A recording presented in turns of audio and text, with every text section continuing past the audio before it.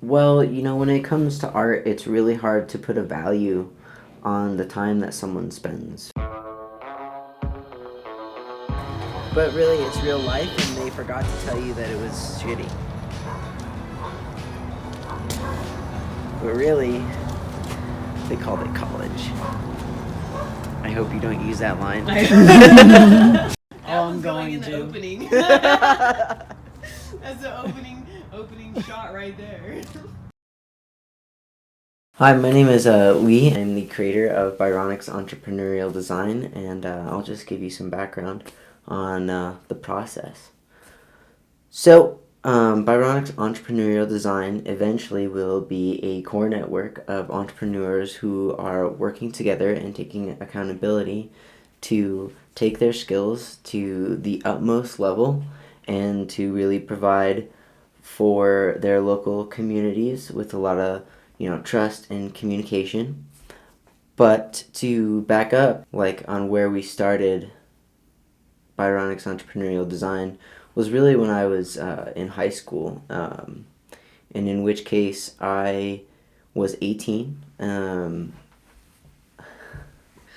I had a class where I got to paint a mural on one of the walls in Boulder, Colorado, over on Lee Hill, coincidentally.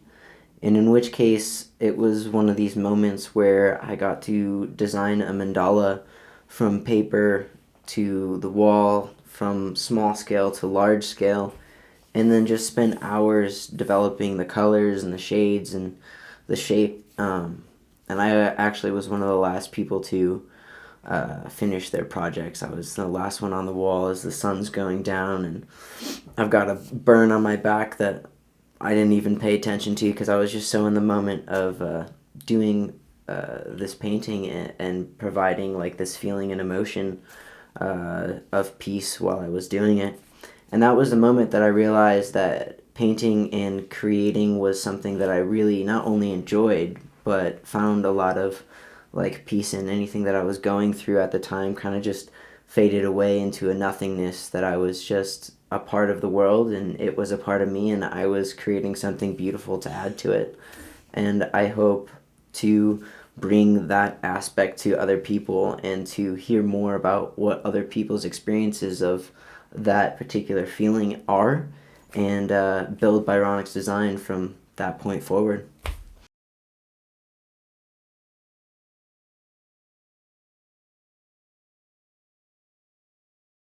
So when you're creating a business, obviously there are a lot of times where we have to figure out what is that business and what does that mean to you as the entrepreneur and the creator.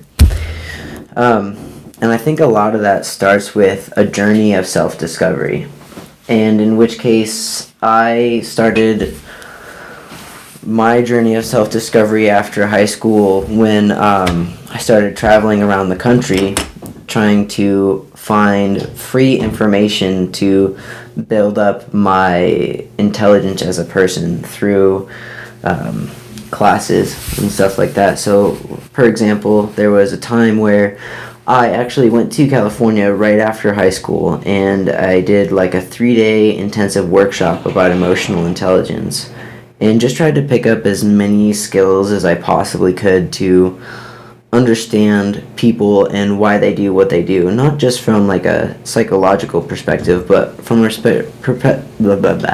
from a perspective where people can truly like relate to one another without having to dive too deep into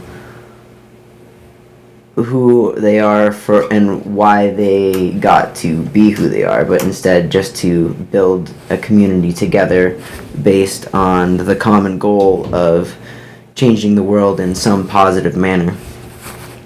In which case I learned a lot from that particular experience. And as you get older and you start to see kind of more of the reality of the world, along with a lot of the problems that people deal with these days, whether it's connecting or feeling joy or happiness or something along those lines, I started to collect this idea of wanting to build a network of artists who were able to support one another and have accountability for not just the artwork that they were doing, but for the emotions that they were invoking in people, and for the process of changing the world through art within our local communities.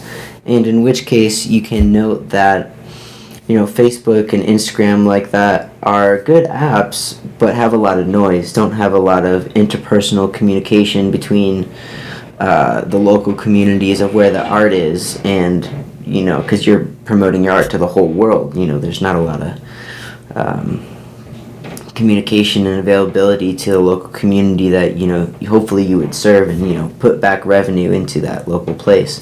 But in which case, each one of the experiences that I had getting older from high school till now, I'm 23 years old, and in which case, as you learn about people, you learn that everyone wants to just be validated on how hard they've worked to get to where they are, to be who they are, to be the best person that they can be. And I wanted to, and I want to, create a company where we come together and try everything to be the best versions of ourselves in an artistic way where we can influence people going forward. And there are a lot of life things that you learn along the way that kind of color the lens in which you see the world. There's a quote that says, you can't control how other people feel about a situation, but you can control how you feel and your emotions about it.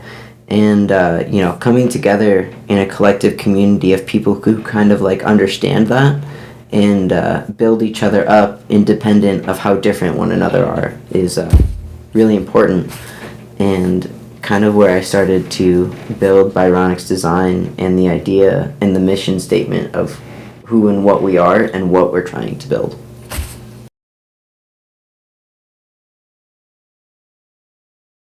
Well, when it comes to art, it's really hard to put a value on the time that someone spends for a piece of artwork. Like, when you pay for a piece of artwork, you're not just spending the money on the 10 hours that it took for them to make that art. You're paying them for the tens of thousands of hours that it took them to practice to make that piece as perfect and as likable as it is. So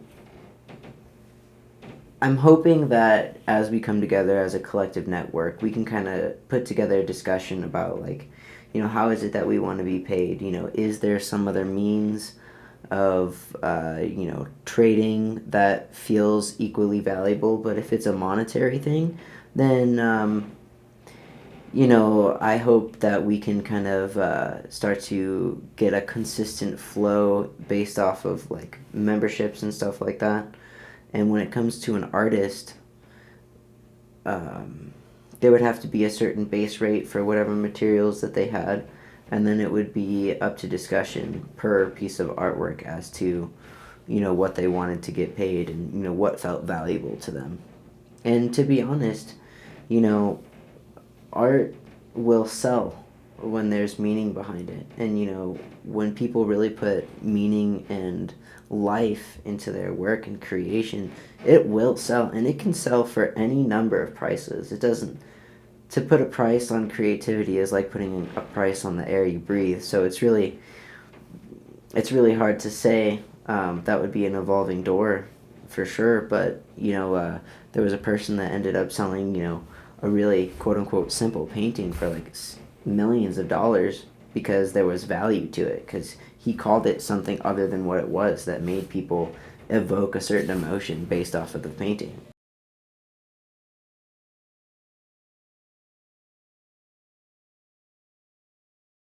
The only thing you're an artist, you're just always gonna have paint on your hand. That and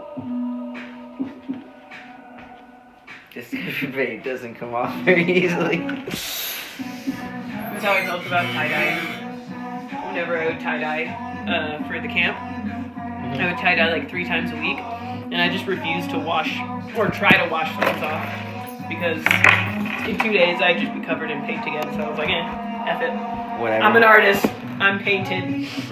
This is who I am. Seriously, just want to get life being life, bro? Pretty much, bro. This is about as raw as it gets. I mean, the idealist in me tells you, I'm going to stop one day, but also I'm only 23, and might as well, right? Oh yeah, dude. We're in Colorado. Are you talking about the weed right now? Yeah. And any other per addictions. Cheers. Yay.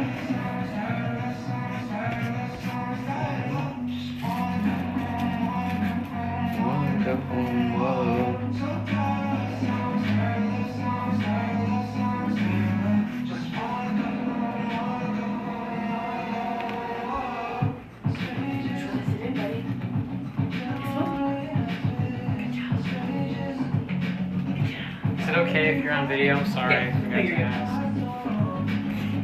I don't mind it. No, we've got a real life reality TV show. Just that moment where you said that we should just be recorded. Because I always sometimes knew we- it. I knew this day would come. That's fair. I've been waiting for this moment. To mutilate all these inanimate objects. That's a good shot. It's always a good shot of Lee rolling weed.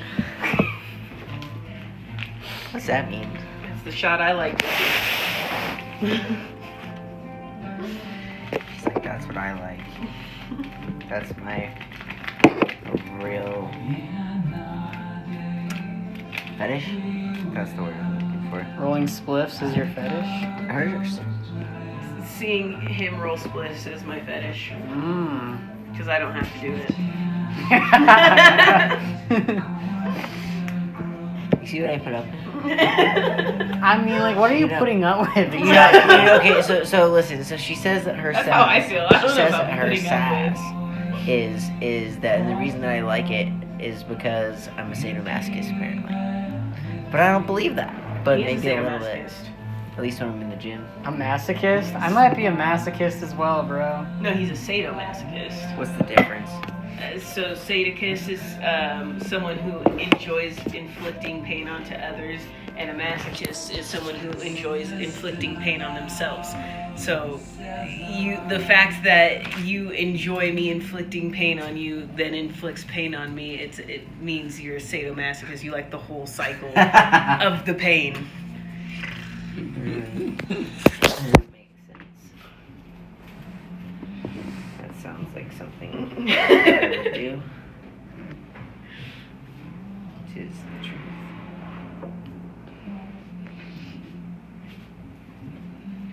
One day I'm gonna be old. Just like we all are. One day. And I'm gonna be like, man, this video we made when we were youngins. Youngins. Back in my day. Our generation was obsessed with capturing the absolute moment because we didn't know how to live in the moment unless it was recorded.